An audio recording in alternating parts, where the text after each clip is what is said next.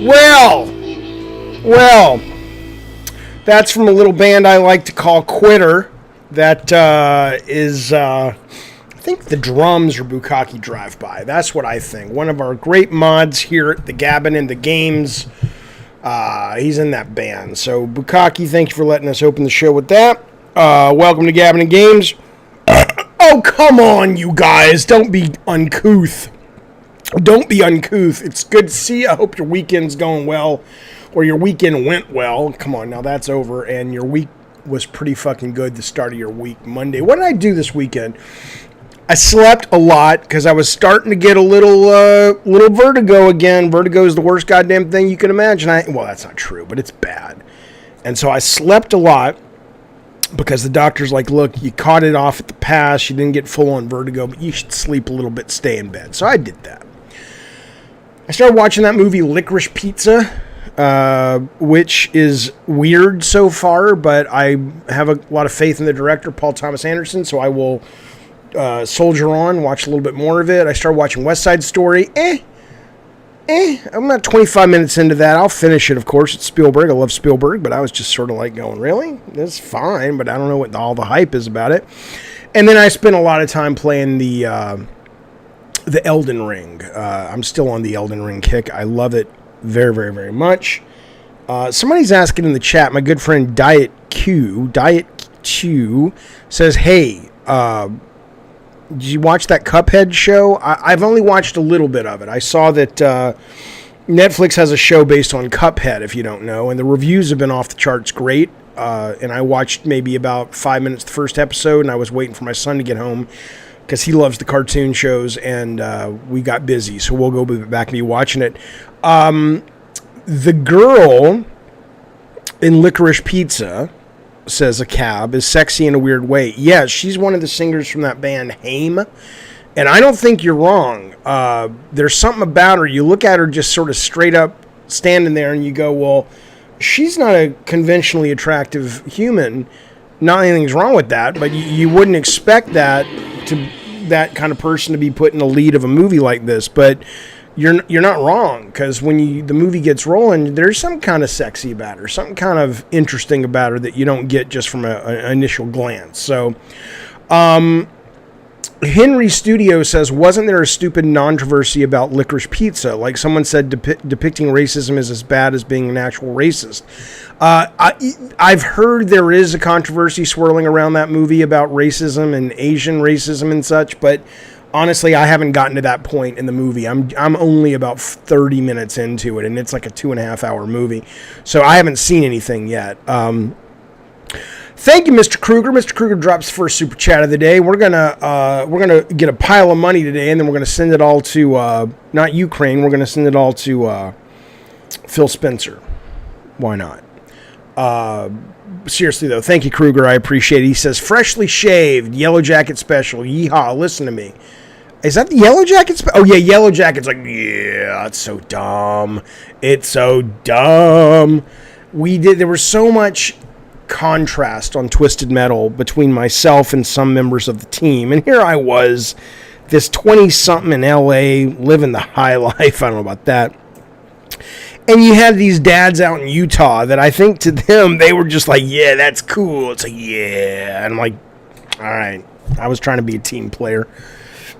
But it worked out for the best. It worked out for the goddamn best. So, listen to me now. A lot of news going on. I do want to, at the top of the show, apologize. I put out a video earlier today talking about my Harry Potter views or my Wizard World, whatever the fuck it's called, Hogwarts Legacy, which I think looks pretty good. I think it looks pretty good. But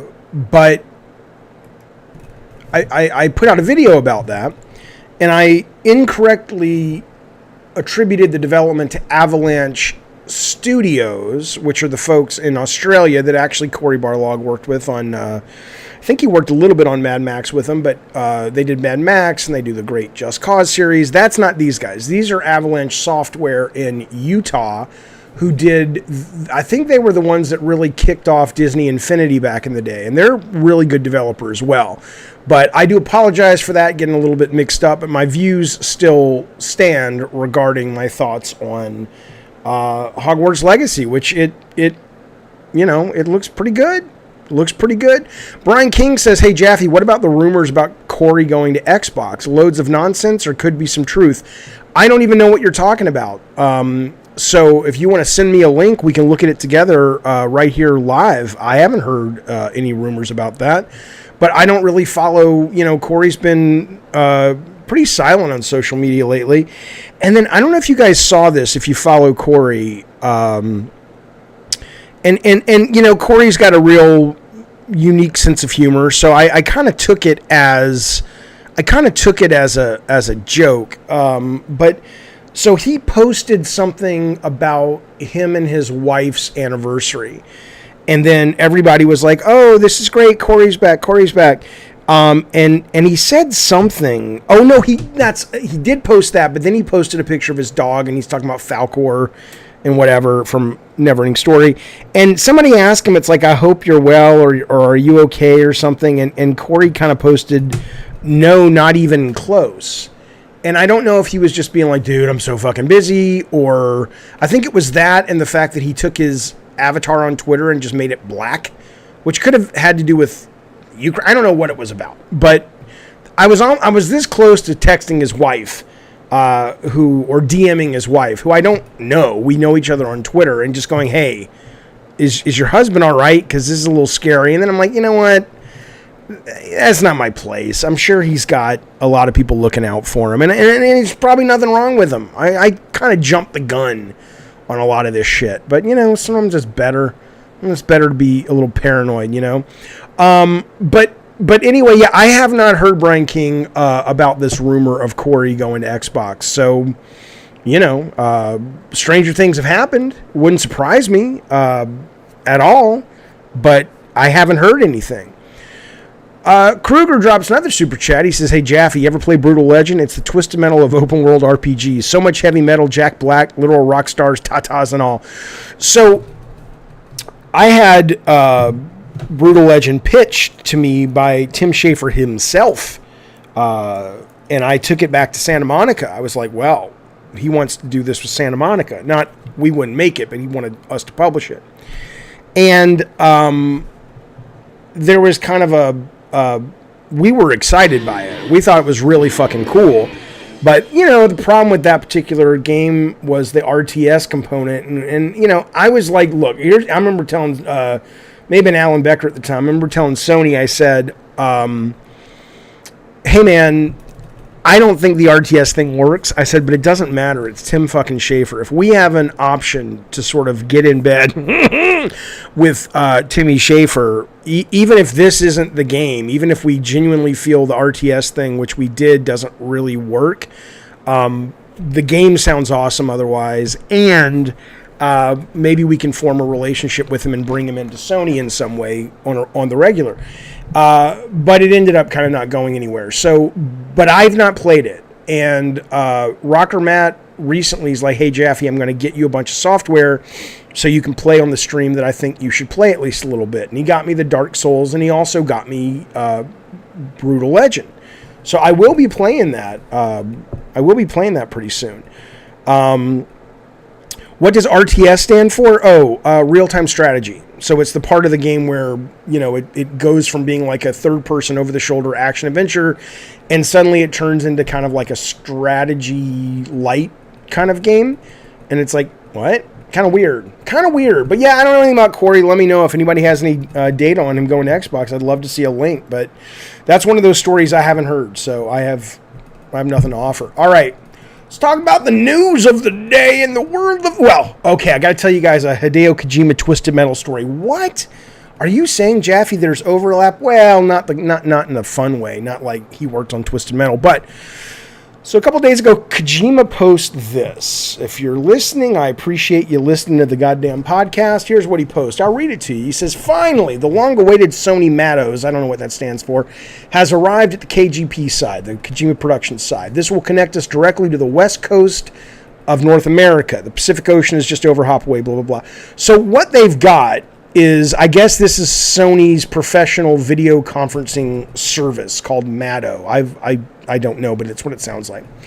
And what they've got, which is really interesting, is he's got these monitors, these vertical TV monitors set up in his studio with the software running. And so it looks like they simply keep the software running 24/7, or at least when they're working. And the TVs are so big and they're vertical that it almost feels like you're looking at a portal into another world, where the people in Japan and the people in Los Angeles are just, they don't occupy the same space, but they have these magic portals in their offices that they can look through, and at any time they're the people in LA working, the people in Japan working. You can step up to it, and there's a little microphone that's attached to the side of the monitor, and you basically can just like you're working with these people. It's really fucking cool. And it reminded me, though, of, so when I started Eat, Sleep, Play with Scott Campbell and Kellen and all those guys, what will happen if you walk through it, says a cab. I don't know. I wouldn't, but so I start the Eat, Sleep, Play with Scott and Kellen and Michael Jackson and that crew and Randy and everyone. And I had gotten used to working virtually. So I had, been in San Diego, but I was still the creative director of Sony, Santa Monica. And so I was kind of like, going up there, trying to get up there once a week, but I was also on video chat all the time. So it was kind of normal for me at that point. And so I remember going, okay, well, the guys are out in Utah, I'm here. And so I just had them all on FaceTime, and I was a co-owner of the fucking company, okay? So it wasn't like I was just some, intern going, I want to use FaceTime. But so I, like, anytime I needed to talk to Kellen or Scott or whoever, I'd just be like, bloop, bloop, and it'd be like a portal. Like the video camera opened up, and suddenly I'm talking to Kellen Hatch or Scott Campbell. It drove them crazy. It drove them batshit when we were working on Twisted Metal, and I was just like, but this is the future. And they're like, it's annoying. I'm like, how about this? Why don't we just keep the camera on all the time? Because I wanted it to feel more like I was working with them and not like I was off by myself in San Diego. And it just, I don't know if it was an age difference. Not that they were like that much older than me, but I don't know what it was. But I think to them it was distracting. But to me, I think this is so cool, man, to sort of be like, these are how relationships are these days. I think it's quite wonderful that you can have something like this with Kojima's studio there. I think he's teasing. Johnny Rivera says, wait, Corey had an affair with Alana Pierce? How would anybody know that? How is that anybody's business? It's not like we're talking about the, it's not like it's TMZ and people cover video game people. So it's got to just be a bullshit rumor. But you know how it is. You take an attractive lady, and all these terrible stories start coming up. I literally saw today. We'll talk about Jade Raymond in just a second, but in her studio. But the high concept is that the Sony folks bought Jade Raymond's company, Haven, and we'll get into that in a minute. But what was just, lo and behold, you can't have a story on the internets without Jade Raymond, without at least some handful of people coming forward talking about, oh, she's so fucking hot. She's okay, whatever. She's probably used to that. She's like, what do you want to do? It's pretty privilege. I take the good with the bad, probably is what she says.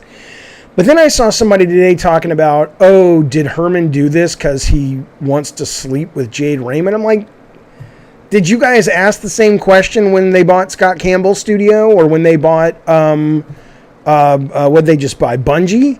It's so crazy, man. It's so crazy that people always fucking go there just because it's a pretty lady. It's nuts, man. We got Benny Blanco says Jade Raymond is a very attractive lady. So, I'm a very attractive lady. Come on now. Okay. Let us move on, though. Let's talk about... hey, you know what? This is a couple days ago. So, in fact, this is actually... So, this is from last week. So, as of last week, Elden Ring announced, they came out, Bandai Namco did a press release with From Software saying, hey, fellas, 12 million units sold in 3 weeks. 12 million units sold in 3 weeks. Now, it's probably up to, obviously, it's probably tapering off a bit. Let's just assume it's a third of that. So now they're probably at 16 million units sold in a month of this crazy game. And I was very curious about this game. I love this game. But I was curious about the legs it would have and how much of it was front-loaded with hype, right? Well, this was interesting. So, again, it's not entirely fair to say that, so goes England, so goes the rest of the video game industry, but there's a lot of crossover, and there's the only data we get on the regular is from UK, so we may as well dive into that a little bit.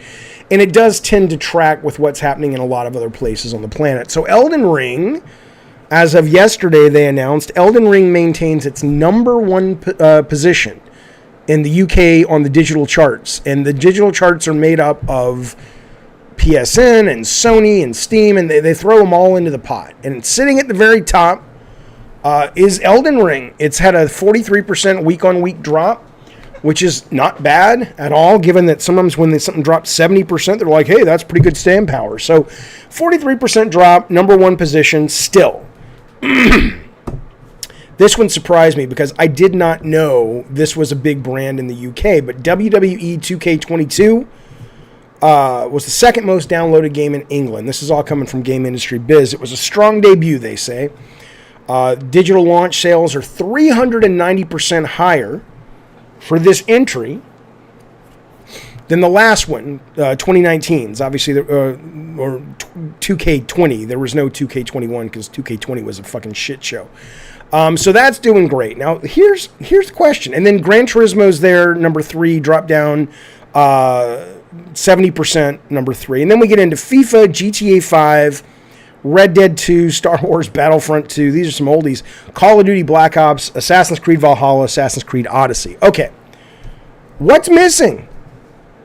What is missing from that list? We were talking about legs. There were 2 huge games that came out basically the same week. Elden Ring was one of them, and the other one was Horizon. And at first I had to look at this and go, well, maybe Sony doesn't get lumped into this. And I'm like, well, yeah, they do. Because Gran Turismo's up there. And then I look down here, and it's got Steam, Xbox, PlayStation Network, Sony, Sega, all the people that buy in or they lump into these sales. So Horizon, what the fuck? What the fuck? I wonder if that's just a shocker to these guys. If they're like, we've been out for a month, and we're not even in the top 10 anymore, at least in the UK. That's interesting.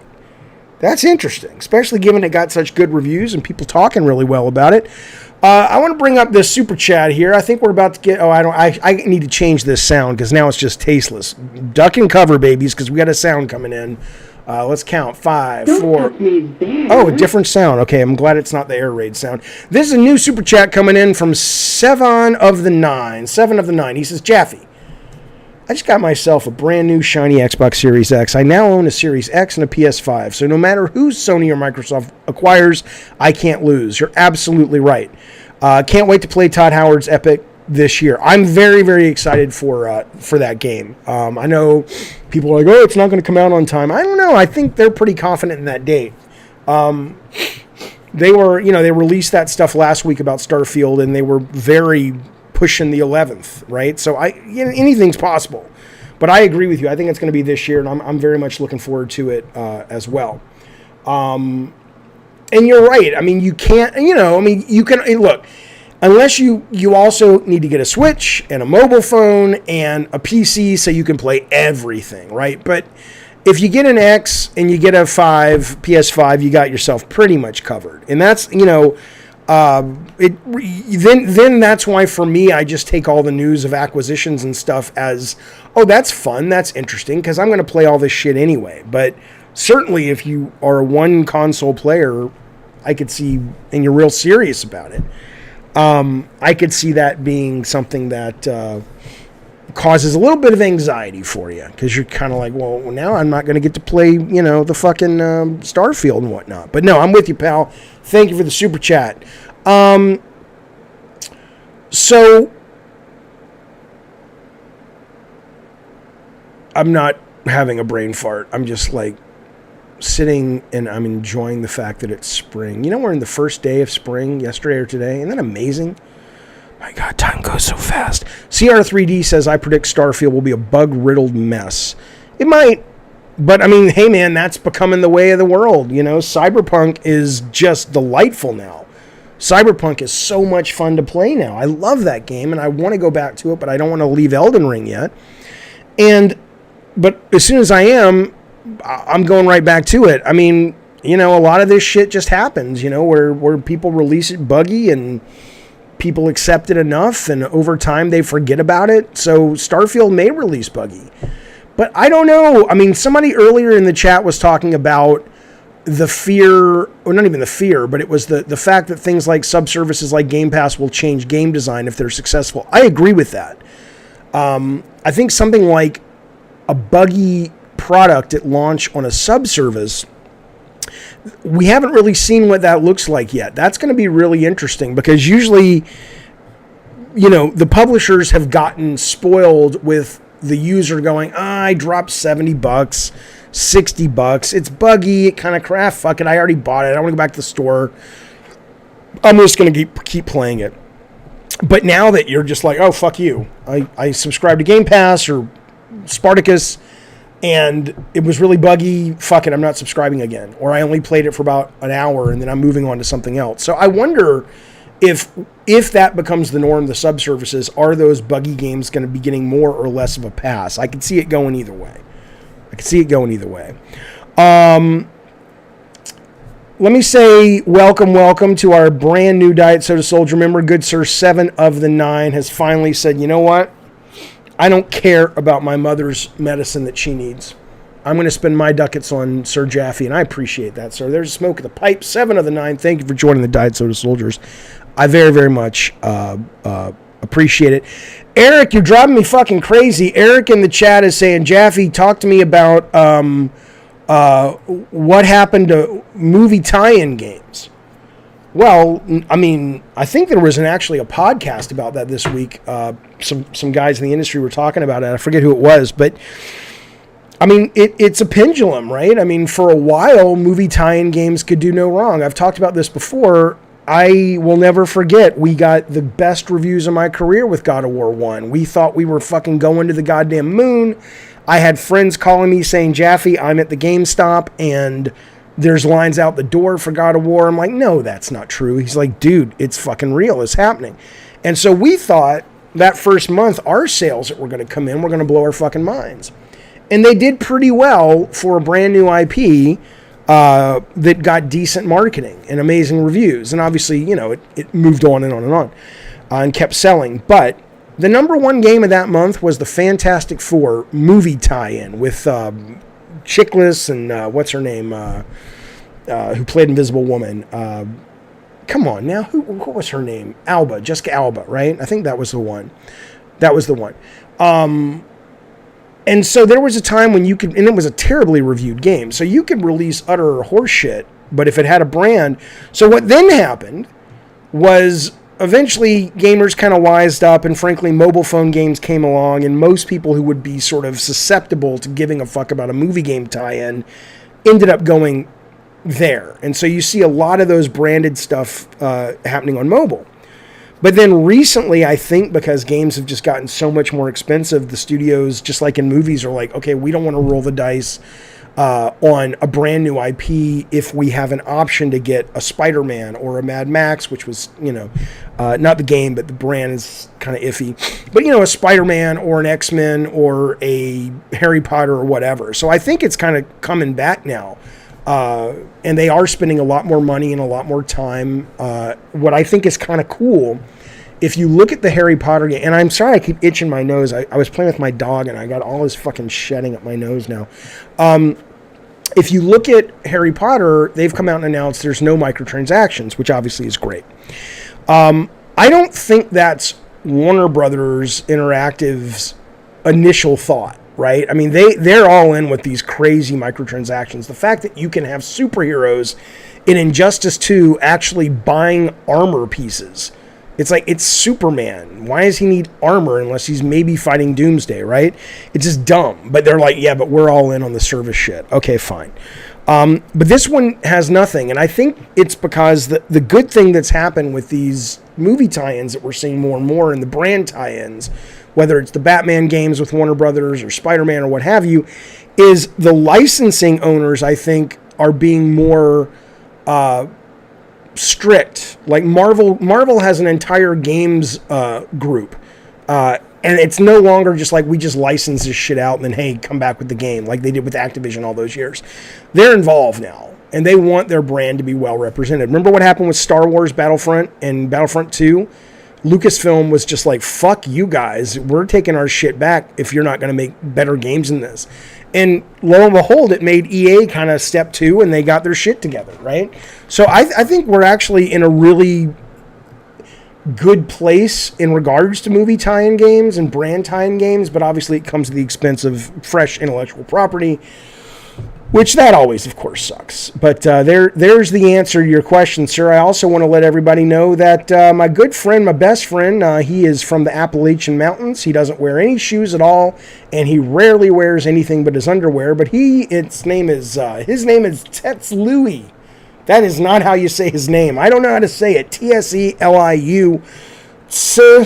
Liu, come on. I don't know, man. What do you want from me? But I want to say welcome to the Diet Soda Soldier, sir. Thank you so much. You get a smoke of the pipe. Boom! Suck that in, baby.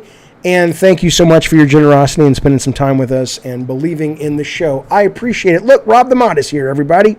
Rob the Mod is here from his latest excursion. He went down to Tokyo, as I know you all know. We talked about this last week on the show. He went there to pitch his video game and also explore all of the sex workers in Akihabara to figure out which one is the best. So we will see when he comes back with his YouTube report in just a couple of weeks. Okay. Savage says, Tunic does look so similar to Death's Door. I haven't started yet, but I'll get around to it. Let me just tell you something. All the world was excited about the Tunic, and they were excited about the Death's Door. I can't get into either one of them. I played Tunic for about 3 hours the other day, or 2 hours on Gamepass, and I was like, okay, it's fine. But I'm like, okay, can I go back to Elden Ring, please? Like, it did not. Maybe I'm just playing it at the wrong time in my life. Maybe I need to grab hold of it at a different time. Let's bring in our good friend Ricardo Estevez. Ricardo Estevez is actually in Ukraine right now, where he lives with his family. Ricardo, are you being safe there? Come on, man, not to cry. Come on. Where you live? Yeah, Mozambique. There you go. What's going on? Hey, what's up? How are you guys? We're good, doing a show. Yeah, what do we want to talk about? About the movie tie-ins. You talked about Star Wars Fallen Order. Yes. You talked about Spider-Man, HOGWARTS. Yes. The Batman games. Do you know what them all have in common? Hang on.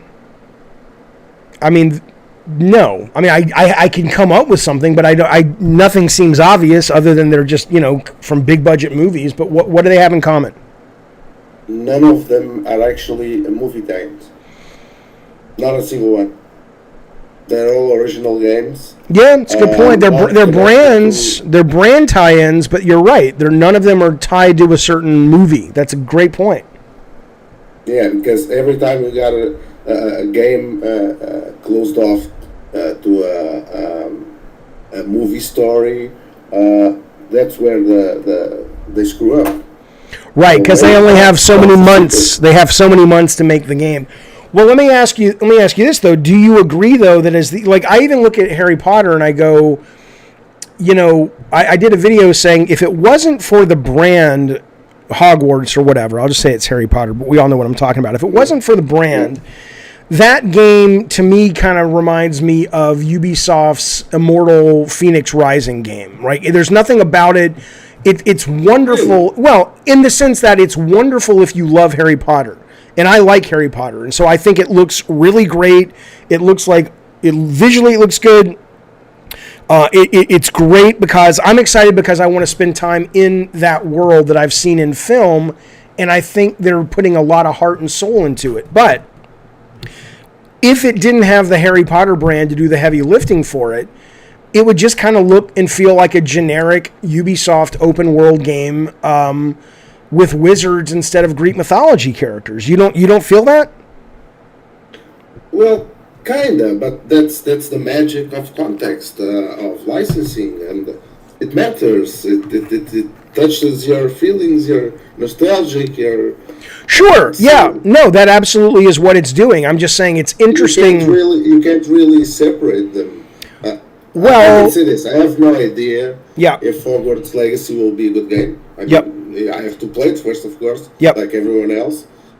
But from what I've seen, I'm not sure it even actually needs to be one of the best games of the year. Absolutely. I think it for sure will deliver on what it needs to deliver. It looks like it will be at least decent enough as a game, and have all the rest of the licensing goodies to be. Oh yeah, no, I am amazing. I am absolutely with you on that, and I think that, for better or for worse, that's what a brand can do. I was talking about, I literally dropped $100 the other day on WWE 2K because I wanted it early, but it's the brand. I mean, the game itself is good. Yeah. But if you stripped away those wrestlers and they were just generic wrestlers or superheroes or whatever you never heard of, it would be a good game that I would have already put away and be done with. I like it because I can watch Raw or SmackDown or whatever and then go, ooh, I want to go play my game. And I want to be Asuka, or I want to be Alexa Bliss. So, I mean, I'll tell you what, I was surprised that game did so well over in Europe, that it came out and it was the number 2 game in the UK. It's like the wrestling? I thought that was very American-centric, but I guess not. No. We have big wrestling fans here in Europe, and actually, they used to do tours around several countries in Europe doing wrestling matches here. Gotcha. I saw a couple of them here in Portugal. Gotcha. Okay, cool. All right, Ricardo, I'm going to let you go. Stay safe over there in Nagasaki. And we'll see you soon. Where in the world is Ricardo Estevez? See you, buddy. There he goes off into the evening, fellas. NXT is big, says SM in the UK. Okay. Brett Moore regarding Harry Potter says, I kind of disagree, Jaffe. I'm not into Harry Potter, but the game is like a dream come true to be a wizard and go to school and all that entails. The fact that you're not into Harry Potter, but it's a dream come true to be a wizard and go to a wizard school is weird to me. It's like, why would you not be into Harry Potter? But again, I'm not knocking the game. I made a video today saying I'm excited about the game. I will buy the game day one. Unless the reviews are shit, I want to play it. I'm just saying that if you strip the brand away, it looks like a relatively generic kind of thing. Well made, but generic. Let's move on. A new Witcher game is in development. There's a couple of interesting stories or sub-stories coming out of this today from CD Projekt Red. The Witcher 4, they just kind of dropped this this image. I'll show you on the screen. If you don't know what you're looking at, let me bring this up here. If you don't know what you're looking at, this is basically a, hang on, I'm trying to get the chat there. There we go. This is basically sort of a necklace or some kind of thing that's hanging out in the snow, and it's like a cat icon. And it kind of harkens back, if you go to the very first Witcher game, it had Geralt or Geralt. I watched the show, I liked the show, but I still don't know how to say his fucking name. Geralt, I think. But anyway, it's got his kind of, whatever, Clan of the Wolf. That's sort of where that's his version of a Witcher. And I guess there's the cat group or something. So the speculation is it's not going to be him as the star. I don't really know how true that is. I think especially now the show is going gangbusters. They're going to make a new Witcher, even though I get it'll have new characters and it says a new saga begins, and they're just going to throw away the main character. I mean, I'll believe it when I see it, but that's one of the rumors that's going around. Like even this is PC Gamer, their headline is a new Witcher game is development, and it looks like Geralt is out. I can't say these people's names. Aloy, Geralt. Just fucking spell it properly. Geralt. Johnny Rivera says Geralt. Geralt? Fuck you. I don't know what it is. The one in the show. Okay. Here's what they're telling you, though. They also are talking about they're going to switch over, which is great news for a number of reasons, to Unreal Engine 5 versus their own proprietary engine. It's going to allow them to, help Unreal as much as they need help, making Unreal 5 work really well for open world games, but it's going to help them with production. They're trying to get 2 games going at the same time at CD Projekt Red. Everyone knows they're a shit show of a managed team developer, and obviously they're trying to do better. Every time they say they're going to do better, they then, inevitably go, we're not going to have crunch. 6 months later, mandatory crunch. I mean, that's what it takes. That's what it fucking takes. And as much as we can hate on them for releasing Cyberpunk in the state they released it in, the fact of the matter is now that it's all shorn up for the most part, it's a pretty fucking great game. And they're also announcing today that we are still, not me, but we, meaning them, quotes, they are still doing the DLC expansion for Cyberpunk. That, of course, will be in the original Red engine. And that's still going. So, new engine, 2 teams going at once on different games. Witcher 4, no one knows who the star is, but come on. People are speculating it's that Ciri girl. Is that her name? The one in the show, the blonde girl? Come on. It'll be him. And then obviously they're still doing some DLC. So, I am not a massive Witcher gamer fan. I know there's a new version of The Witcher or an updated version coming out for PS5 and Series X.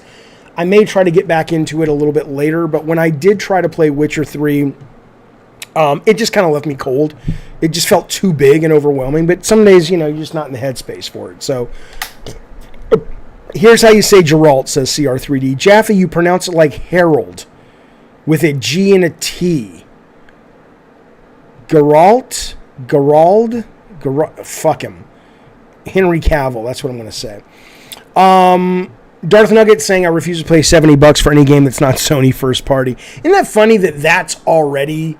Now, the goalposts have moved. Before it was like, I'm not going to pay $70. Not saying this is what Nugget said, but I'm not going to pay $70. Now we've been conditioned to go, okay, well, if it's Sony first party, I'll pay $70.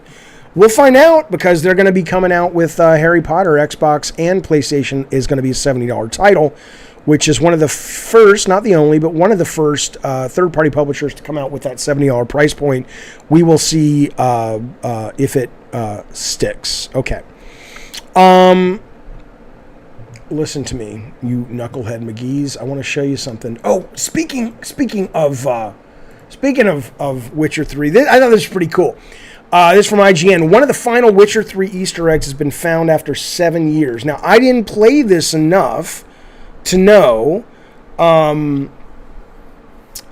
what...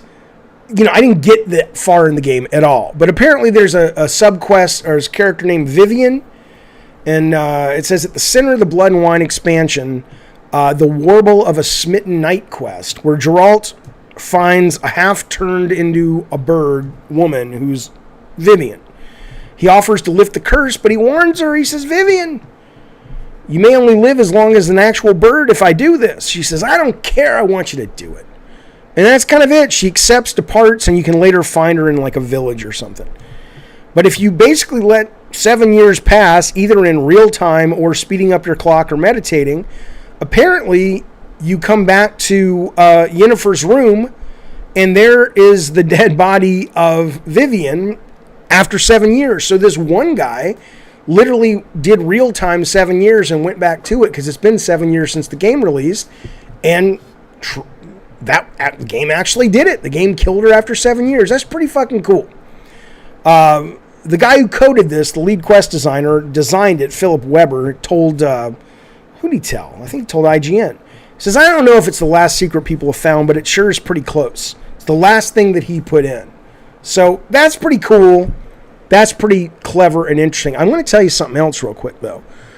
I never knew this was real. If you're not looking at your screen or you can't see the screen, this is a reported Easter egg in the original God of War remaster. I don't know if it was in the original as well, where there's a point in the game where Kratos can go to like a vista shot and something, you do something with the R1 button and surrender Kratos gets kind of written in the sky in real time, like skywriting.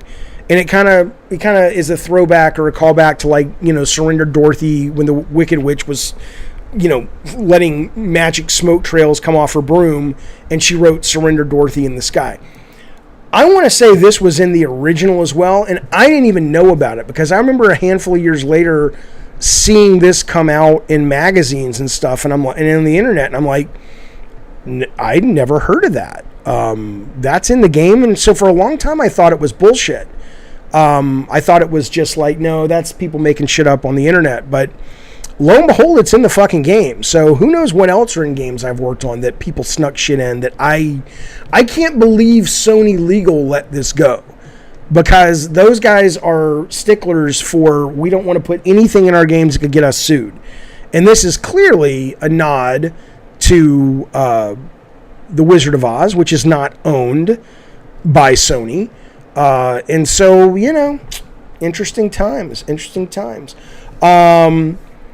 You guys in the chat are talking about, you're talking about Gran Turismo. You saw that, the Gran Turismo shit. It's the lowest rated game from Sony ever on Metacritic. User rated it to the 2.6 because people are upset, not just because the internet was out for a couple of days or the servers were down for a couple of days, but more importantly because they're charging so much for the cars. What's interesting is we brought this up last week on last week's show, and I'm like, look, I haven't played this game. I haven't played Gran Turismo yet, and so it sounds kind of bad, but I had a bunch of people who were playing the game, and they're saying, no, it's not bad at all. It's people are making a big deal out of it, but you earn credits really quickly. It's not a problem. But now suddenly a week later, Sony has upped the cost a little bit. But it's weird, though, because now suddenly gamers are revolting. And a week ago, they were like, nah, it's fine. So I don't know what the jump is. When the servers came back online, Polyphony, the studio that makes the game, upped some of the prices on the cars. And they made some of the farming places, they took those away so it's harder to farm in those areas. Maybe that was enough that it caused the worm to turn. I don't fucking know. But yes, a cab. Sony has upped the cost of microtransactions in Gran Turismo. Yes. And when you ask, or when they asked, is it Yamaguchi, the director? He says, well, I wanted it to be like real life, where you really, aspire to have this expensive car. And so it should feel really, and I can appreciate that. But the difference is, in real life, when I buy a car, even though it depreciates, as they say, the second you drive it off the lot, I can still turn around and sell the goddamn thing. So unless if you want to walk that walk, Yamaguchi, that's fine. But then allow me to have a used car lot in Gran Turismo so I can sell this shit back and make, a percentage of my money. Sony cut what you earn in-game as well, says Brett Moore. So you grind more or are pushed towards microtransactions. Interesting. Yeah, Darth Nugget says, LOL, we don't play games to experience the bad parts of real life. Yeah, it's weird, man. Yeah, Rob says, I hate real life. Why the fuck do you think I'm playing games? Brian King says 700 hours nearly of grinding to get the most expensive car. So, Brian, let me ask you, has this changed so dramatically from last week? Because last week, nobody in the chat, people were telling me the way it was tuned, I was overreacting, which I hadn't played it. So I'm like, hey, I'll defer to you guys. But now, maybe not. Maybe it's just gotten a lot worse. Brett Williams, thank you, buddy. He says, I'm known for being a Sony pony. God, can you imagine? You go to a bar, you pick up a woman. Hey, how you doing? I'm Brett. Oh, you're a Sony pony. You're known for that. And even I think Polyphony Sony is really screwing up with GT7. It's, it's weird. It is weird, right? Thank you for the super chat, buddy. It is weird that they're doing that. But again, man, this is the cost of business these days. You'd like to have thought that first party would be, immune to it because they are, they don't want to be loss leaders, but they can be loss leaders because it helps push the boxes. But damn, that's intense. That's intense. Okay. How immersive is it to have a shortcut to get the expensive car, says Overseer. If they do like a collab with Grand Theft Auto and you can steal the car, and if you get away with it in Grand Theft Auto, then you have the car in Gran Turismo, that'd be pretty fucking cool. I'd be down with that. Brian King talking about the grind. He says, I don't know if what they did made it that much longer to grind than it was last week, but it was already pretty bad. The cars are just a lot more expensive in 7. The 36 hours of downtime was the thing that pissed me off. Yeah, and like I said, it's sitting over at a user score of 2.6 now. Okay. I want to talk about this rumor. It reminded me I need to go back and finish Jedi Fallen Order. I really, really liked it, but I just got busy with other games. Good Sir Jeffrey Grubb has claimed Star Wars Jedi Fallen Order 2 was 100% being shown during May the 4th Star Wars celebration. It's probably one of the reasons that EA is not doing EA Play. They're like, we're just going to dole out data on our new games and updates to games we've already announced on our own time individually. So clearly that's what's happening here. Grubb feels, he's been talking about this before, talked about it in January, but he feels 100% sure that this is happening and we'll see it in just a couple of months. The game could even come out in 2022. Eric says Jedi Fallen Order is awesome. I agree. I loved what I played. Absolutely loved it. And then I just, it was what I need to sit down as a designer one day soon, because I'm curious, and think about is what is it about Elden Ring that after almost 100 hours, and if anybody knows me, the fact that if you ask me, a month ago, do I imagine I could spend 100 hours in a video game that wasn't multiplayer like Hearthstone or something? I'd say, no, that's just not me. I have ADD, blah, blah, blah. But something about Elden Ring pulls me back because it hasn't gotten boring to me yet. But Fallen Order didn't feel boring, but it got to the point that I could be pulled away. And then I'm like, I don't have a need to go back. I'll stay with this new thing, whatever that was. It's almost like for some reason my mind thinks about it like relationships, where it's like, you can date around and have a good time, but somebody, quote, better comes along, and it's very easy to peel off the people you're hanging out with and going, I want to be with this person. And then you get bored and you peel off again. And every now and then you meet somebody, you're like, I don't want to peel off. I want to stay. This is great. I don't know what Elden Ring is doing. But it absolutely, yeah, Brian says it cured my ADD. Yeah, I don't think so. I don't know, honestly, what it's doing, and I want to spend some time offline thinking about it. It got everybody all stuck on what? On it lol? I don't know what that means. We'll talk about Haven. We'll talk about Haven in just a second. But anyway, there you go. There's a little bit of a rumor for you. This is another interesting game design conundrum. The new season of Fortnite, which I know a lot of you guys don't play, is out. And they've gotten rid of, just for the time being, they've gotten rid of the building mechanic. And if you don't know Fortnite, it's basically just a battle royale, but it allows you to craft forts and stairs and cover and all kinds of things you can use as you are trying to be the last man standing or last woman standing. So for some reason they said, we're going to take that away for this season. And Game Informer puts out a poll. I'm sorry, fellas. Game Informer puts out a poll.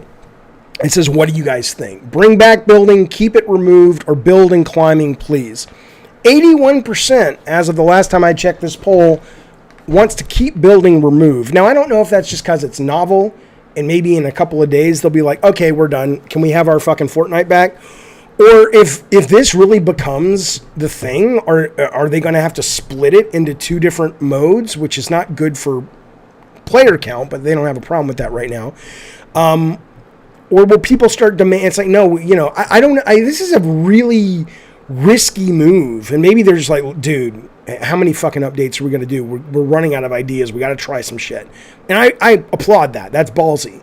That's a risky fucking move to take your core mechanic and say, we're pulling it out. And if players end up liking it more, I wouldn't know what to do. I would have no idea what to do. Bookster says, if you don't know Fortnite, says Jaffe, laugh my ass off. My 80-year-old grandma knows what it is. I'm not saying if you don't know what it is, but I'm pretty sure your 80-year-old grandma, if you sat down and said, what do you think of the building mechanic? She'd be like, put my show on. Is Price is Right on? She wouldn't have a fucking clue what I'm talking about. She's crazy. She's lost her mind. And that's before she got dementia. She's an old biddy, and, she gives good blowjobs, so we keep her around. But let's be clear, Bookster. Your grandma. She's no bueno.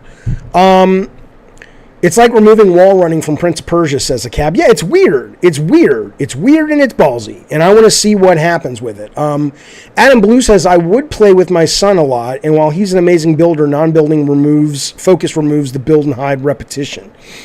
Right. Does he like it better, though? What does he think? I always hated the building, says Eternal, even if it's what sets the game apart. Pulling cover out of your ass during a firefight is bullshit. Yeah, I mean, we'll see. We'll see what happens with it. That's pretty cool. That's pretty cool. All right. Let's talk about Sony PlayStation acquiring Jade Raymond's new studio. So Jade Raymond has, she came to people's awareness. She was a Sony coder for a while on the, I think she worked in the tools department. And then somehow she got from that to Ubisoft, where she was the main producer on the first Assassin's Creed. And, sorry, I'm going to come right back to that story. I'm looking at the chat where Visualize Doug says, I hate the building in Fortnite. Hearing this makes me want to look at it, to peep it. It's interesting. It makes me wonder, not only do I want to give it a shot as well, but I wonder if the people like Ninja or whoever, I don't know what he's doing these days, if he's still playing Fortnite, but I wonder if the people who are like savants at Fortnite now would be like just as good, or is there going to be a whole new set of people who really rise to the top when you're playing it just like a pure shooter? I'm curious. But anyway, back to Jade's company. So Jade goes to Ubisoft, makes that. She does the sequel, I think, and then she goes to some EA company with Amy Hennig, and then she's at Stadia. There may have been a couple of hops in between, but she's at Stadia, and then that screwed the pooch. Not by her. I've talked to a handful of people. That was the first time they worked with Jade. And they're, I'll just fucking tell you, Shannon Studstill, who produced the God of War games, ran Sony Santa Monica forever. When I was talking to her about her time at Stadia, she and I told her, I said, I've never met Jade, because Jade came up in the conversation, like, oh, well, you're doing this. What's Jade going to do? And as she came up, Shannon was just like, dude, she is amazing. She is a wonderful producer. She is a wonderful manager and leader. And it just, when you hear someone that is one of the best in the industry, which is Shannon at a job, giving those kind of props to someone who does a similar kind of job, and Shannon's impressed. I'm like, okay, well, I get why she's had the career she's had, and that she's been able to really bring a lot of good people to work with her and things like that. But anyway, so she does this Haven Studios after Stadia. She brings a bunch of the people from Stadia and Assassin's Creed and whatnot into the fold. And they get funding from Sony to do a service-based game. As everybody probably knows, Sony's spending a lot of money and time trying to crack the service-based nut, because they know the games don't cost as much, but if they work gangbusters, and they know that the costs go up and never stop on these cinematic story games, and they have to diversify. They can't just keep doing the same thing. Even though the games are great, the costs are going up, the audience isn't growing, and they need to be in this business. But so far they haven't been able to crack the nut. Okay, so they were one of the studios that they said, hey, Jade, yeah. And Jade's PR was like, they called it a AAA multiplayer experience. I want to say they talked about it maybe bringing storytelling into the multiplayer. I don't know if they're doing what Titanfall 1 tried to do, where you played the multiplayer, but there was story. I don't know what they're doing.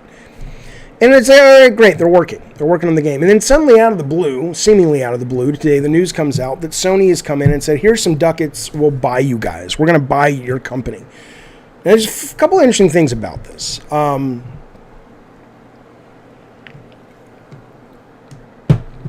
There's a couple interesting things about this, I think.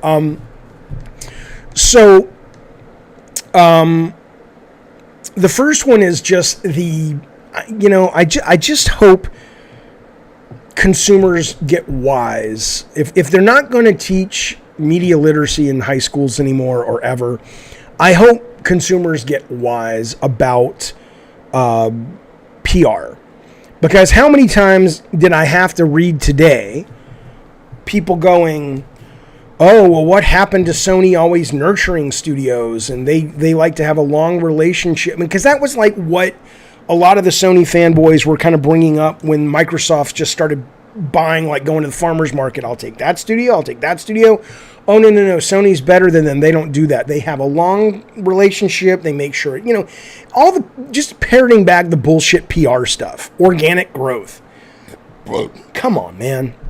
They're a business. They acquire what they acquire because they need it when they need it. That's it. That's all it is. And in this case, there's two possibilities, in my opinion. The first possibility is the on-the-nose possibility, which is in probably what PR wants you to think. I mean, if you read some of this, and again, this is, I don't know Jade. I hear she's wonderful as a producer and leader and manager. But she's not immune from the horseshit PR. This is her statement. I'll just read you a little bit of it. Today, the Haven team begins a new phase of our journey as part of the PlayStation Studios family. Working with Herman, Connie Booth, who's amazing. I love Connie. And the team at PlayStation over the past year has been a career highlight. SIE's supportive partner that truly understands the creative process and what it takes to... Okay, could we just get on with our lives? It's like... They should start charging per word, and these things would get a lot more to... Who needs this? Because you either believe it and you're a moron, right? Or you're just like, this is just the same shit everybody says. Why even say it? Okay, but separately, moving that aside for a moment, you either believe that, boy, Haven must be working on something amazing, and Sony wants it, and no one's going to get it, and they need to make sure they lock this team down. I mean... Is that possible? Yeah, sure. But probably not. I mean, these guys haven't been working for a year. Trust me, I've been a startup showing our wares to Sony. And you've got to check yourself, because you as a team can be really excited with your progress. But you have to remember that Shu and Rhodey and Herman and whoever's coming to do the dog and pony with you, they probably have just come from Naughty Dog or Santa Monica or one of the other studios that's like 3 years ahead of you guys in tech and experience and money. And so hey, look, we got our animation system working. They're like, oh, they'll be nice about it. But, so I mean, Haven within a year would have had to have basically built the most amazing thing that makes them go, we got to have that. I don't think that's what this is. I think this is what they call I think they call it a talent acquisition. They did not disclose the price. I don't think the deal is done yet. I think the announcement was we've made an offer or an intention to buy the studio. I think this is more about acquiring the talent, and these guys are they're in Quebec. I think it's a hotbed of game development right now. I don't know anything, I'm just guessing, but it wouldn't surprise me if the real reason was Jade's going to Sony and to Connie and going, look, you guys love this shit, you love what we're doing, we love working with you, but we've got like 3 of our key people because there's so much competition and we're a startup. We can't afford the best medical, or we can't afford, we can give shares in the company, but we can't offer what EA is paying or this, that, or the other, and we're worried we're going to lose people. And somebody basically says, okay, let's do a talent acquisition is what it's called. Yeah, Brett Williams saying it's talent acquisition. And so you're not really paying that much. There's some bonuses tossed in and some promises, but it's not like the deals where you hear like Bethesda or Bungie or Activision or even Insomniac. It's you're not giving them 3 times what they're worth or more, and you want to keep them off the market and all this. This has much more to do with we need Jade, we need these 3 programmers, we need this designer, and we're bleeding talent because there's so much competition, and they're a startup. That's what I think is happening. But, I mean, you never know. It's possible that they've, I mean, I always had that fantasy. I always loved the idea of, like, I would love to go, Signal says it's probably not the medical benefits because it's free up there. That's probably true. I always had that fantasy of, like, I wanted to walk into a pitch meeting and show them, like, a game we were working on, but it was like somehow I had managed to, jump ahead 10 years in the future, and people were like, how the fuck did you do that? And I'm like, yeah, it's our secret sauce, fuck you. And it was really time travel, frankly. But as far as I know, time travel is, it's not real, which sucks. Now, here's, speaking of studios acquiring one another, or publishers acquiring studios,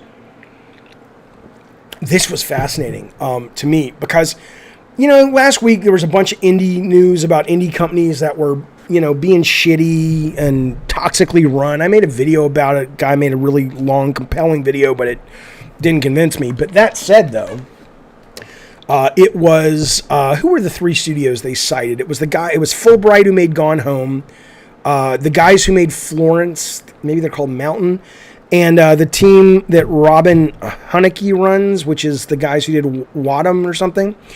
But around the same time, the news broke that the Ori and the Blind Forest team was a fucking clusterfuck, and that the guys who run it they weren't nightmares. They seem like from a different era. Like, it's like, we're going to just throw political correctness out the window and say what we want and make people, and it's like, I've been those companies. I've been in those teams. I've run some of those teams before creatively. I know what they were going for, I think, from what I've read.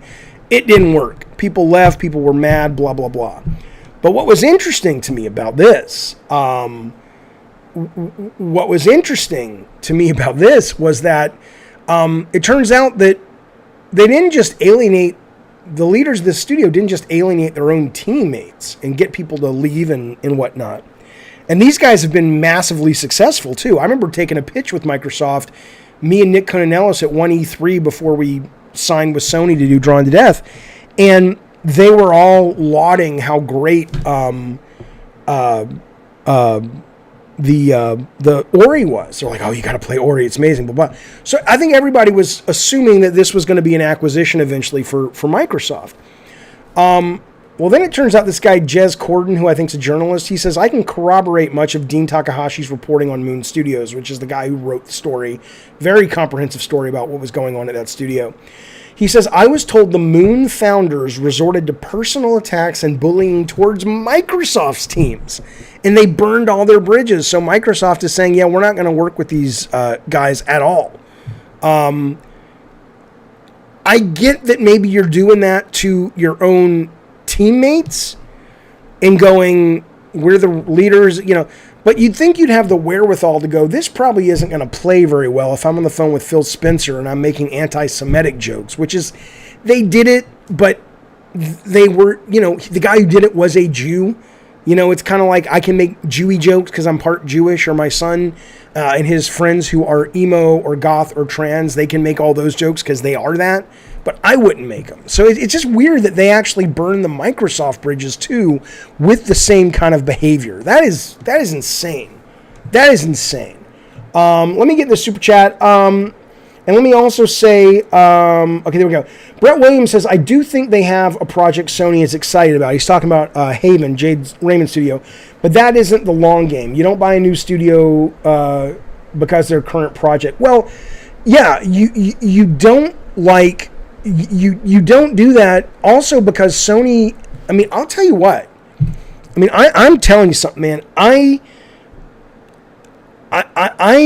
was always very confident in my abilities when I was working in games. It didn't mean that I was always going to end up with a hit, but I was pretty confident that I could do a decent job.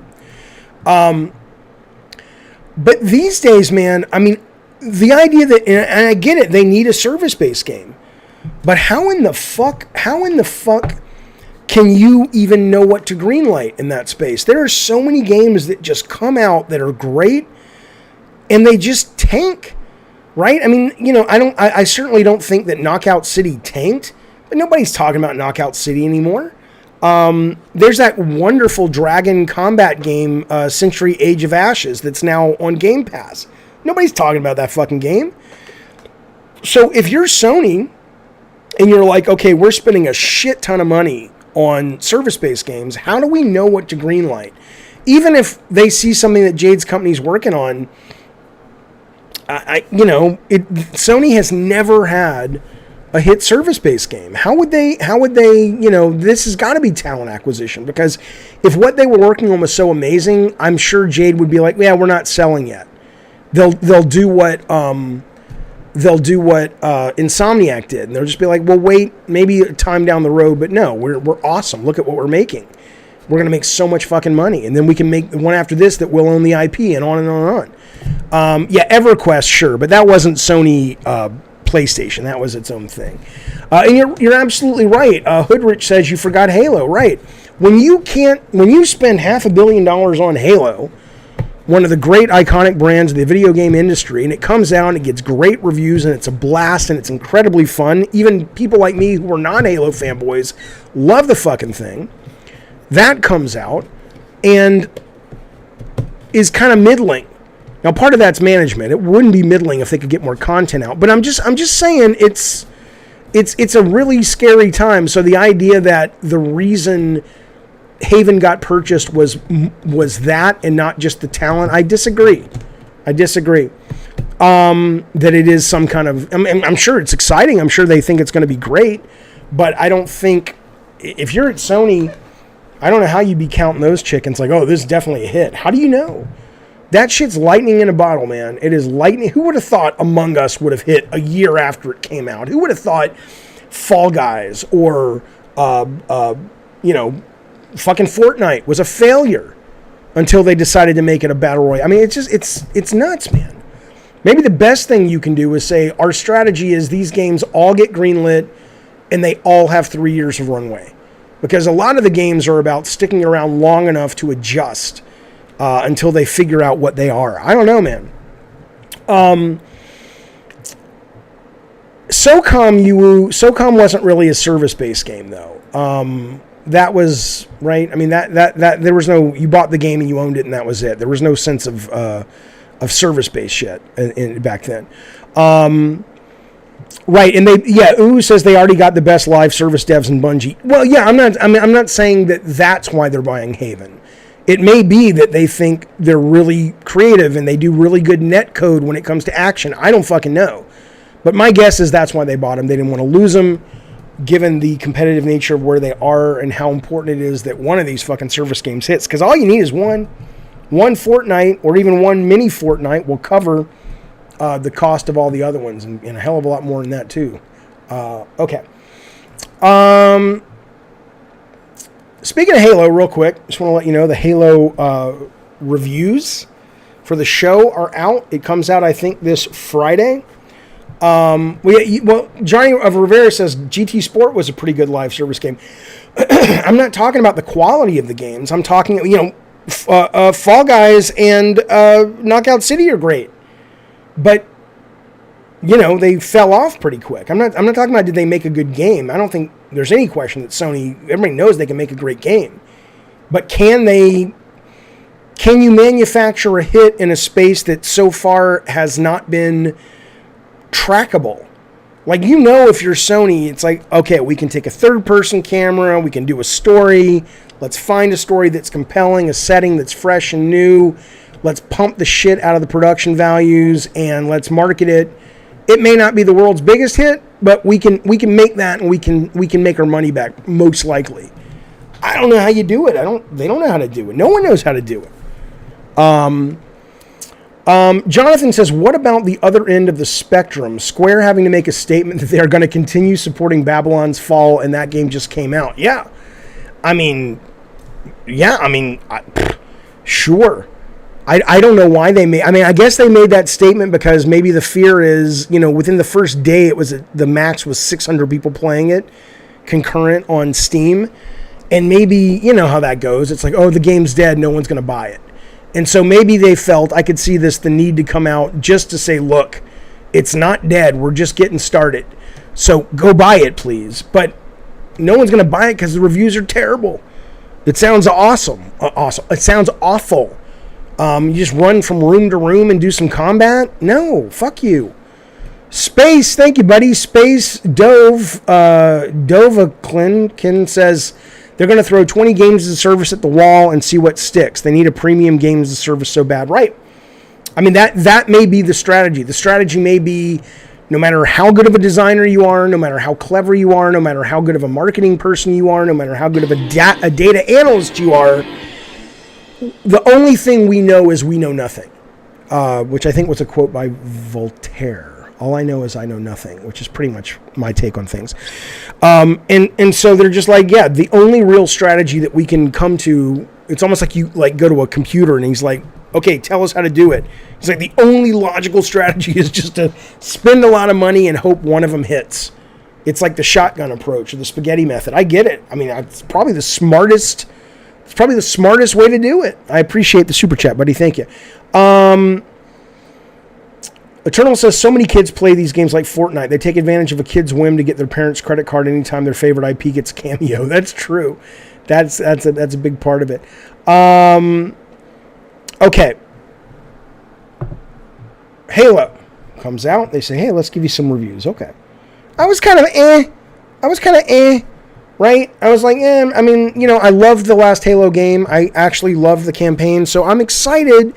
But then I started hearing, you know, they kind of fucked themselves with the PR. It's like, we didn't play the games, and we, you know, it's not, you know, it's like, I get it. I get what they're saying. They're saying our number one goal is to chase story, good world building. If it was in the game, we'll take it, but we're a slave to the story of the show. We're not about fan service, and that's great, because if all you are is about fan service, you get the last Resident Evil movie. That, you know, nobody seemed to really like that, even though it was absolutely fan service. So I get that. But, you know, end of the day, though, if you're going to say that, you better deliver. And it sounds like they didn't really deliver. It's okay is what I hear. I don't think this is going to do for Paramount Plus what they need it to do for Paramount Plus. Hollywood Reporter says Halo is aggressively forgettable. That's a good insult. Aggressively forgettable. Variety says the guy who plays Master Chief, Schreiber, is decent in the early outings as Chief's identity crisis, though nowhere near as immediately charismatic or deftly written as Pedro Pascal's Star Wars Mandalorian. IGN gives it a 7 out of 10. It says the lackluster action in the Halo premiere is cause for concern. Collider gives it a B-. They say just as Master Chief is only able to scratch the surface of what's happened to him, the show feels like it's only beginning to uncover the vastness of its world. What we see is intriguing and demonstrates how there's a lot of potential for this Halo adaptation to thrive. But right now it's a B-.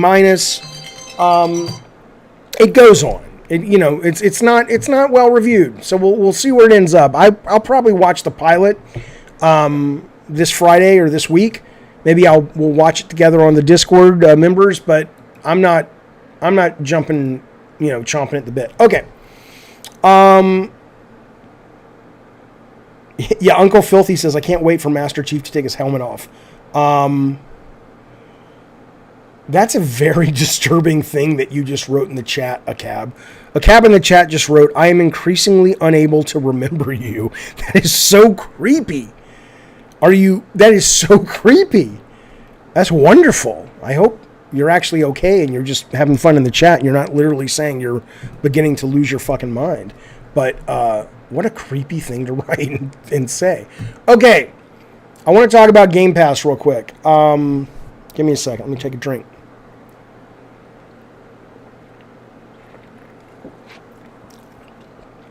Okay. Oh, that's just another way of saying aggressively forgettable, says Brian. Okay. I was like, thought he was giving us a personal statement. My friend works at Paramount, says Bane. She says it's not going to get better as it goes on. It's not? Oh, man. Okay. So I want to, look, you guys know, I'm an honest fella. When you look like I do, what else do you got? You gotta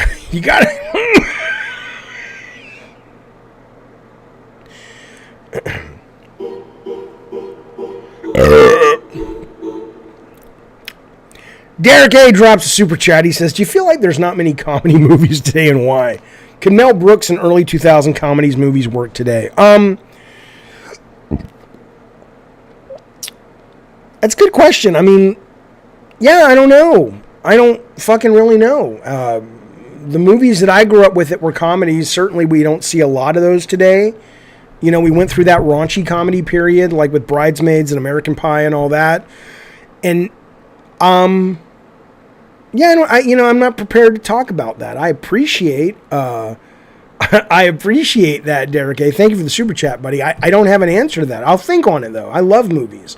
Hell, I'm going to hate watch the Oscars. I want to finish the West Side Story. I'm watching Licorice Pizza right now. I'm going to finish that tonight. So, you know. Brian says, got to be honest, the way you'd look, I'd expect you to be in your first or second year of college. Oh, baby. Those were the days. Those are the days. Okay. Thank you for the super chat, buddy. I appreciate it. So, all right. Xbox Game Pass. So anyway, I'm an honest fellow. And I've been shilling Game Pass. I wasn't getting paid for it, but I love it. I still love it. I still think it's the knees bees. But I finally arrived at a point where I understand, and again, this is Elden Ring, did this, where I understand a challenge it's going to have. Whereas before, because of my unique way of playing games, I play everything. Unless it's really good, I don't stick with it. So Xbox Game Pass for me was brilliant. Hello, Saltiest Gamer. It was brilliant because every couple of days, I'll try that for 30 minutes. I'll try that for 2 hours. And that's how I gamed. And that's what I liked. But now that Elden Ring has come out, even though I don't think I'm going to start playing other games like Elden Ring, because I don't think they're going to make a lot of games like Elden Ring. I don't think just because I enjoyed Elden Ring, I'm not going to give Wizarding World of Harry Potter or whatever, Hogwarts, as much time. I'll still probably move on and play something else. But most people don't play that way. Most people will say, I bought Assassin's Creed Valhalla. How is it? It's good, but it's long. Oh, are you going to stop playing it? No, I'm going to finish it. Right? Or I'm going to stick with it a lot longer than you would, Jaffe. And when you think about if that is the behavior of the majority of people who play video games, and they don't dip in and out as often, then you either have to say Game Pass is going to have to change how they serve up their games in a way that makes it more compelling to stick around, or it's not going to work at the scope they're thinking. So, I mean, I was thinking, well, what would it take? Does this make sense what I'm saying? I mean, I was thinking, it's like if they said, okay, we're going to go out and we're going to go to From Software and we're going to give them crazy money. We've seen how great Elden Ring's performing. We see the passion. We want our own and we want to have it exclusive to Xbox. You guys can have the IP, make your movies, make your action figures, but it's exclusive to us. It's going to be a Game Pass exclusive. And people will be excited. And then they say, but here's how we're going to do it. It's going to build on itself. So if it's take Bloodborne, because that's an easier linear thing. Bloodborne is going to launch month 1 with the first gravestone and 3 of the settings in the first gravestone of Bloodborne. Or if you imagine Elden Ring, it's going to open with the first part of the map. And there's tons you can do, and you can get way more than a month out of it. But we're not opening the second part of the map until month 2. So it really is like if you loved Elden Ring or if you love Bloodborne, it's like, well, you got to stick around at least 6 months in order to get all of it. Because if you don't do that, then it's hard to know if you start, if people play, I think the epiphany for me is if most people play games like I play Elden Ring. Like Elden Ring is a very rare bird for me. I rarely stick with games. Then I can see a lot of y'all's point of view that not the haters, not the Sony pony people, but the people who literally say, I don't know how that's going to work. I never understood what you guys were talking about before.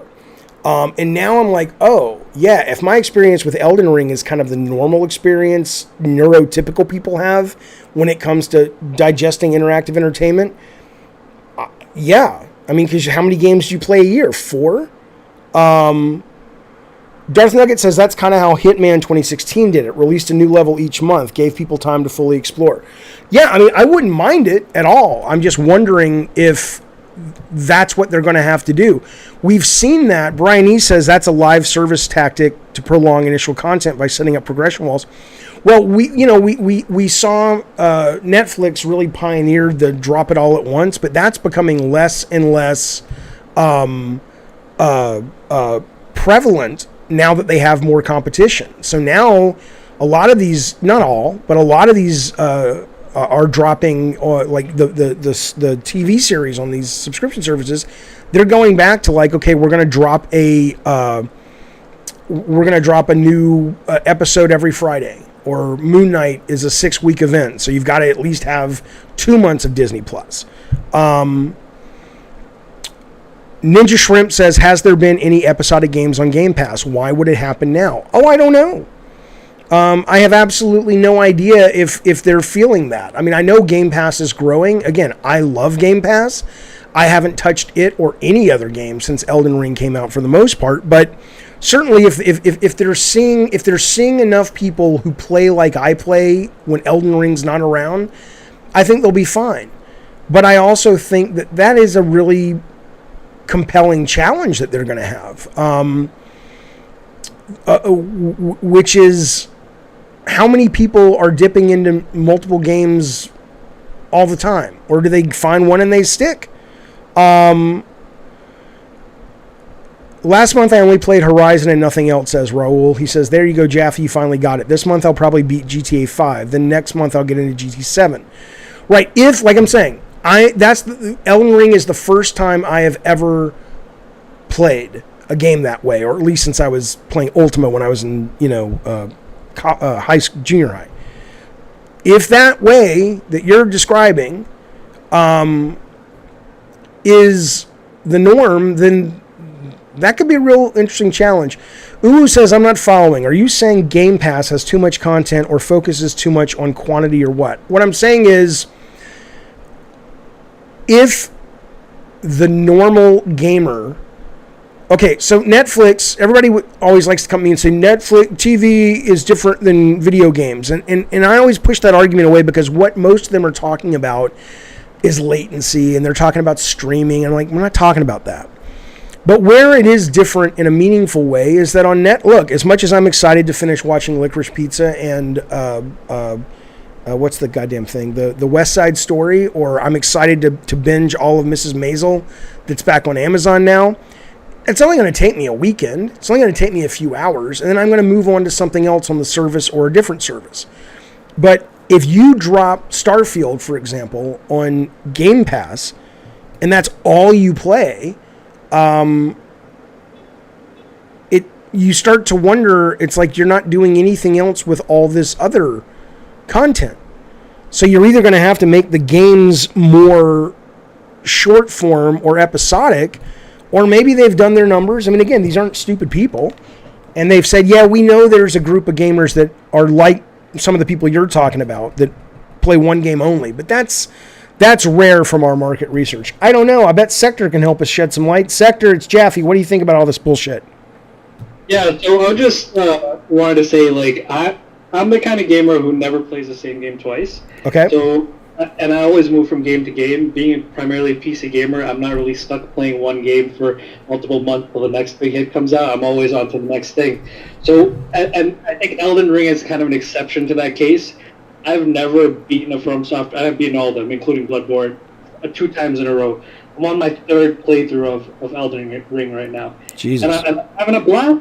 It's an amazing game. It's an exception, right? When it comes to Game Pass, it's games that are one and done, and the fact that they don't need to have that reoccurring kind of slow burn model, because a lot of gamers are turned off by that. They're like, just give me the game. I want to play the game. I want to move on to the next one. I know me as a PC gamer, I'm that way.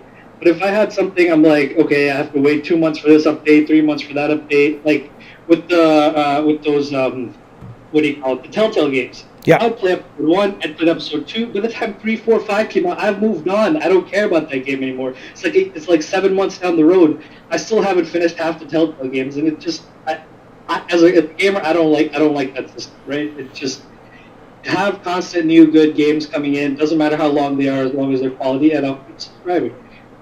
So, okay, so you're playing Elden Ring, which is not on Game Pass. You subscribe to Game Pass, or do you not? I do. I've been subscribed for 2 years, yeah. Okay, I have as well, and I've enjoyed it, and I've never regretted it. But since Elden Ring has come along, do you go back? Have you played any Game Pass at all?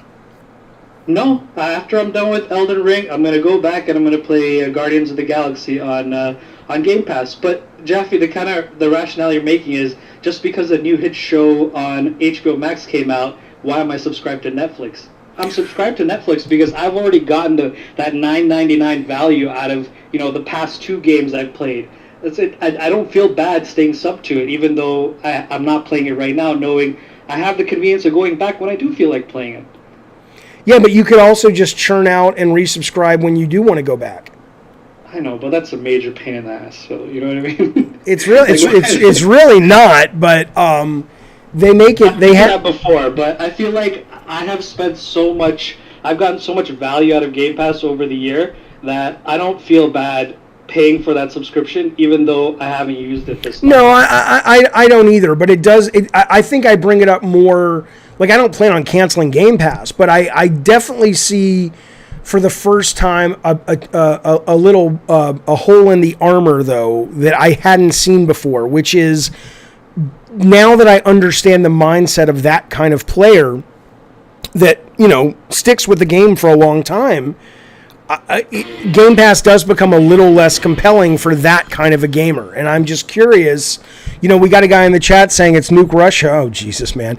He says it's impossible. I like how his icon is Ted Lasso, one of the sweetest, nicest guys in the world, but his name is Nuke Russia. Anyway, it's impossible to identify every type of gamer's gaming hobbies. It's not impossible. I had a pitch meeting with EA once, and EA literally brought out all this research, and Sony's done the same thing, and said, we've identified 6 primary types of gamer, and 95% of gamers fall into one of these buckets. And so we end up utilizing that when we make decisions. So it is possible. But, all right, Sector, I appreciate you calling, buddy. I'll talk to you soon. Thank you. All right, man. All right, fellas, that has been Gabbing and Games for, what is today? The 21st of March. 21st of March. I can guarantee you I will be back on Wednesday, roughly the same time. I may be back tomorrow, and I may be gaming tonight. But I absolutely will be back on Wednesday and Friday, and I'll be on Also, I want to let you know, if you are a Cult of Calypso member or above, and I will be putting this in the Discord, I want to let you know that I will be doing a lunch with Jaffe on Thursday, but I want to do it a little bit different. We're going to actually broadcast it and make a video out of it. But so if you want to be in lunch with Jaffe, I'd like to have you on camera or on mic, because it's going to be a bit more structured. We'll eat lunch and shoot the shit, but I'm going to come with some topics and things like that. And so it's going to be a bit more of a show.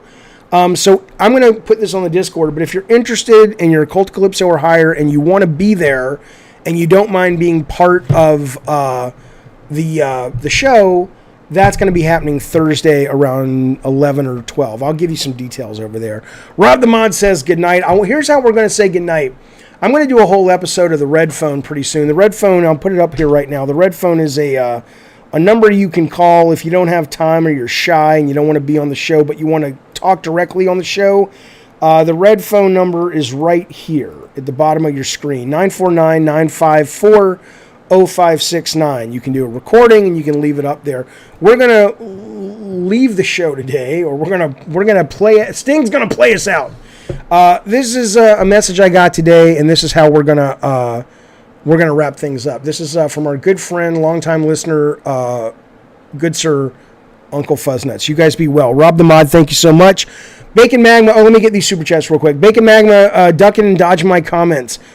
Give me a question, Bacon. I'll make sure I get it before we log off. Space says, thank you, buddy. I've been subbed to Game Pass since day one, basically, and I buy almost every big third-party game. Elden Ring right now, 100 hours in, Cyberpunk before that. Yeah, I mean, I'm the exact same. Yeah, don't let Nuke Russia use the red phone, says Lord Garth. I'm exactly the same.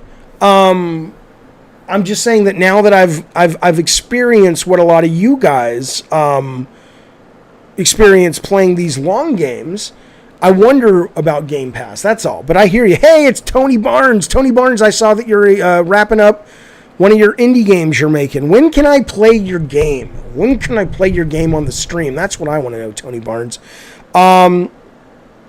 So, okay, I'm waiting for Bacon Magma. Oh, and then we got a super chat from Darnell Hill. Thank you, buddy. He says, I thought you played games depending on mindset. Well, I do. But right now my mindset is I am absolutely obsessed with Elden Ring. And nothing else is, coming into my, line of sight that I want to spend time on. I played a little Tunic. I didn't care for it. I played Shredder. Oh, my God. That game, talk about that game is aggressively obnoxious, at least in terms of the gameplay seemed pretty cool. It's like a snowboarding game. But, my God, the characters and they're talking, and it's like, shut the fuck up. Shut the fuck up. Oh, it's terrible. Bacon says, Jaffe, thoughts on Putin? Is he a bad guy or a misunderstood person with a big heart? He is a bad guy. He's a bad guy. I read today that their inner circle's trying to get rid of him by poisoning him. I hope he goes the way of the dodo. He is dangerous for the world. The world has become too connected and too evolved to deal with this Hitler-esque behavior. I love seeing the majority of the world, including Russians, including people in the fucking Kremlin, push back. And I think it's not going to go well for him. I think this whole thing's going to end up with him dead. Sadly, Zelensky as well, possibly, but certainly I don't think Putin's coming out of this one alive. I really do not. I really do not. Mr. K says, Jaffe, are you taking a step back from the channel a little? Nope. I know you haven't been feeling well. I'm glad you're better, but you're kind of leaning towards shorter shows, less game streams. No, so what did I do? I did a video today. I did 2 videos today. I did a members-only video today. I did a live stream this morning with members for Mario Kart new DLC. I was the #1 racer. Wink. Then I did a video on the Harry Potter, and then we did this. And then I probably will stream tonight. The shorter shows, though, I'm trying to keep around an hour and a half, if I can. Because, honestly, it's the number of people who watch the whole thing after the fact is smaller. They'll watch a lot of it, but they ain't going to watch 3 hours of it. It's quicker to do timestamps, and it allows me to have more shows a week. I would much rather do 5 hour to hour and a half shows a week than 3 or 2 4-hour marathons. So that's why.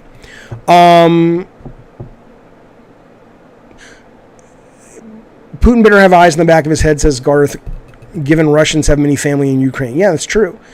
It's complex, David, says Titus Crow. NATO's hands are not clean. Nobody's hands are clean.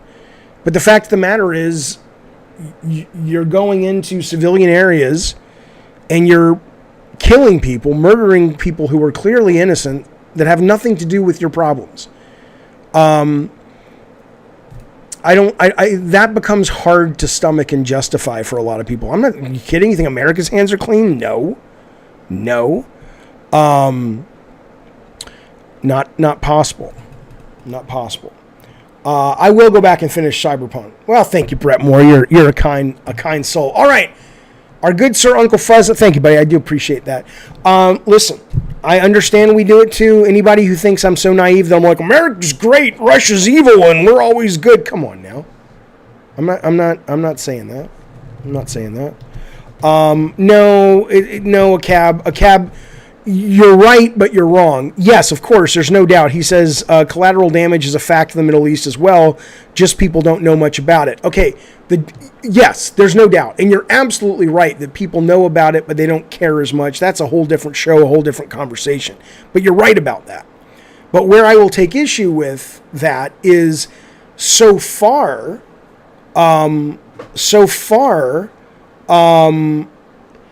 when you hear what's happening in the Middle East, or you hear about Palestine or whatever, Israel could be lying, and I'm sure they do. I don't think Israel's perfect and Palestine's bad. I think they both have blood in their hands, on their hands, in their hair, whatever. But they'll say, well, look, yeah, we try to avoid collateral damage, but when the Palestinians that we're going after have put themselves in a hospital or in an apartment with civilians, we'll try to take them out without hurting the civilians. Sometimes we have no choice. But so far, we've never heard Putin come out and say, oh, you know that movie theater where innocents were, or the maternity ward we destroyed, or the school we destroyed. What we hear Putin saying is, oh, they did that. They're trying to do a false flag.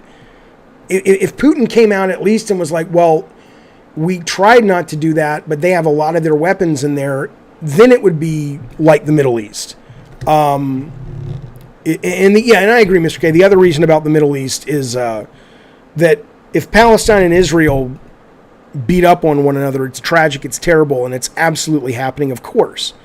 But this becomes, Palestine doesn't have nukes, as far as we know. This could become a real big problem for the whole world if it doesn't get handled well. We do care about North Korea. What are you talking about? Putin said exactly the same. The human shield, I didn't see it, VVLM. I've been reading the news daily on all this stuff. But we'll see. Anyway, there you go. All right, we're going. Here's Uncle Fuzznuts. He called into the red phone. There's the number. You can too. 949-954-0569. Be well. Take it easy. And I will see you guys very soon. Hey, Jeffy, this is Uncle Fuzznuts. I didn't really want anything in particular. I just wanted to say I've been loving your stream for the past couple years, and thank you for doing it. And with that said, here's some pretty guitar music for you.